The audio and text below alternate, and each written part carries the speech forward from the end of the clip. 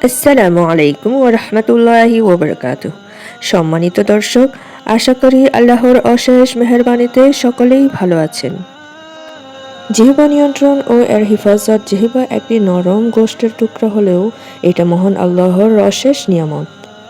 এই জিহ্বার কারণেই শত্রু বন্ধুতে পরিণত হয়, আবার খুব নিকটতম বন্ধু শত্রুতায় পরিণত হয়। একজন আরব্য কবি লিখেছেন, আশা করা যায় তরবারি আঘাতে ক্ষত নিরাময় হবে, কিন্তু জিহ্বার আঘাতে ক্ষত নিরাময় হয় না।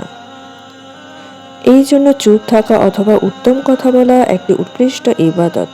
বেশি কথা বলার মাধ্যমে বহুবিধ বিপদাশঙ্কা রয়েছে, যেমন মিথ্যা, গীবত, চুগলখড়ি, অপরকে কষ্ট দেয়া, অন্যের গোপন বিষয় ফাঁস করে দেয়া, আত্মপ্রশংসা, অন্যের ছিদ্রান্বেষণ করা ইত্যাদি।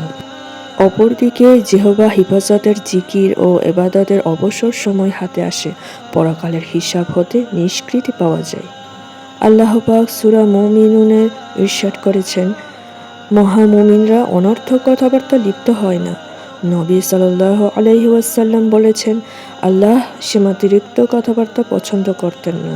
আহমদ। জিহ্বা কারণেই মানুষকে উপর করে জাহান্নামে নিক্ষেপ করা হবে।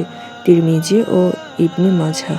ওমর রাদিয়াল্লাহু আনহু বলেন, শরীরের প্রতিটি অঙ্গ কেঁদে কেঁদে জিহ্বাকে বলে, আমরা তোমাকে আল্লাহর কসম দিয়ে বলছি, তুমি সঠিকটার উপরে থাকবে, কারণ যদি তুমি ঠিক থাকো তাহলে আমরাও ঠিক থাকব, কিন্তু যদি তুমি এই পথে হাঁটো তবে আমাদেরও সেই দূর অবস্থা হবে। মহান আল্লাহর সতর্কবাণী হলো, মানুষ এমন কথা বলে না যা লিপিবদ্ধ করা হয় না। সূরা কফ 18। যে কল্যাণের উদ্ধতার উন্মোচনকারী, আপনি আমাদের অন্তরকে পরিশুদ্ধ করুন, নিজেকে অন্যের জন্য কষ্টের কারণ হতে রক্ষা করুন।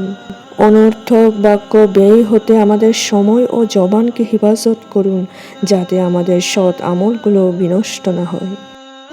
আমাদেরকে আপনার কৃতজ্ঞ ও নিষ্ঠাবান মুমিন বান্দা হবার তৌফিক দিন। সুপ্রিয় দর্শক, আমার চ্যানেলটি যদি আপনাদের ভালো লেগে থাকে তাহলে একটা লাইক, কমেন্ট, শেয়ার করে আমার পাশে থাকবেন। আসসালামু আলাইকুম।